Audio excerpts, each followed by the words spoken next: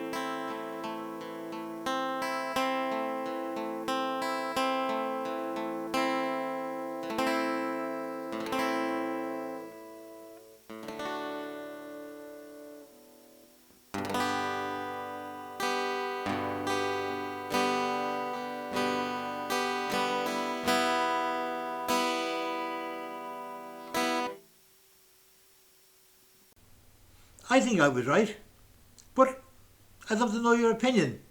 Let me know in your comments. And by the way, that was my first ever performance. Right, I played a few chords before, I played a scale before, I did a few other things before, but as an actual recording, that's my first ever public recording. Let me know what you think. I really would like some feedback. Hey, Michelle?